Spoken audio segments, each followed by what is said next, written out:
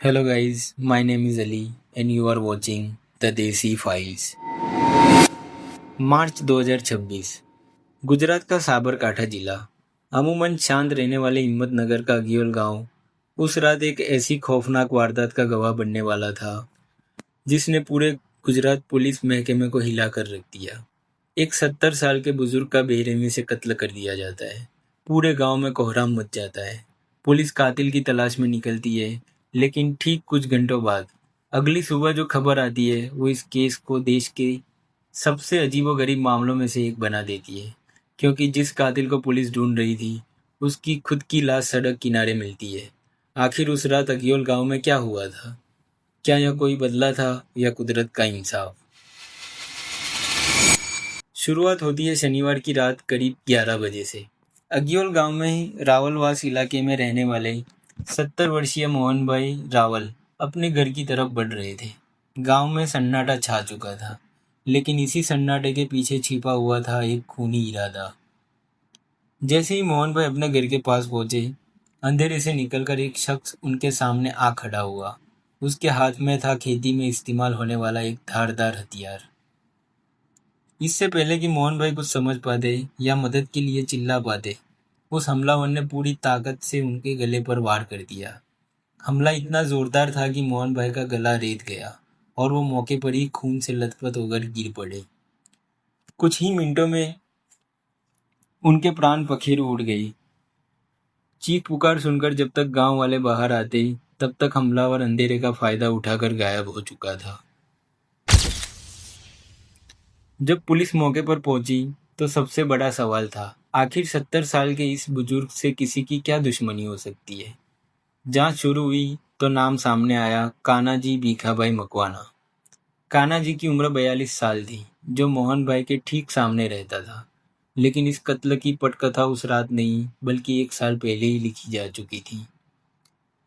स्थानीय media reports के मुताबिक करीब 1 साल पहले बच्चों के खेलते समय एक मामूली सी बात पर दोनों परिवारों में झगड़ा हुआ था।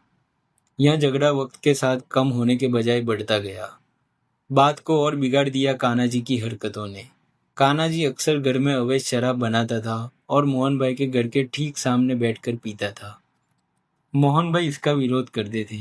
यही रोज रोज का झगड़ा कान्हाजी के दिमाग में इस कदर हावी हो गया कि उसने मोहन भाई को रास्ते से हटाने का खौफनाक फैसला कर लिया।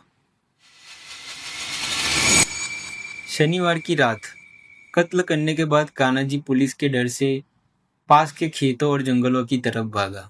पुलिस की कई टीमें उसकी तलाश में रात भर खाक छानती रही, लेकिन रविवार की सुबह इस केस में एक ऐसा मोड़ आया जिसकी कल्पना पुलिस ने भी नहीं की थी। अगियोल गांव से कुछ दूरी पर स्थित गमड़ी गांव के पास सुबह सुबह वहां से गुजरने वाले राहगीरों ने सड़क किनारे एक लाश देखी। जब पुलिस वहां पहुंची और लाश की शिनाख्त की गई तो सब चौंक गए। यह लाश किसी और की नहीं, बल्कि खुद कातिल कान्हाजी मकवाना की थी। जो शख्स कुछ घंटों पहले तक खूंखार कातिल था, वह अब खुद एक लाश बन चुका था। पूरे इलाके में सनसनी फैल गई। गांव वालों के मन में कई सवाल थे। क्या मोहन भाई के परिवार ने बदला ले लिया? क्या कान्हाजी का किसी ने मर्डर कर दिया, या फिर कहानी कुछ और थी? पुलिस पुलिस ने तुरंत दोनों शवों को कब्जे में ले लिया और पोस्टमार्टम के लिए भिजवाया। पुलिस के सामने अब दोहरी चुनौती थी। पहला मोहन भाई का मर्डर केस सुलझाना और दूसरा खुद आरोपी की मौत की गुत्थी को सुलझाना। शुरुआती जांच और मेडिकल इवोल्यूशन में जो बात सामने आई, उसने सबको हैरान कर दिया। कान्हाजी के शरीर पर किसी बाहरी हमले के निशान नहीं थे। पुलिस की शुरुआती बयानों के मुताबिक कत्ल करने के बाद जब कान्हाजी भाग रहा था, तो डर, घबराहट या किसी अंदरूनी बीमारी के कारण उनकी प्राकृतिक मौत हो गई। हालांकि अंतिम फॉरेंसिक रिपोर्ट का इंतजार किया जा रहा था। अगियोल गांव का यह मामला आज भी लोगों के बीच चर्चा का विषय है। एक ऐसा मामला जहां कानून को कातिल को सजा देने का मौका ही नहीं मिला।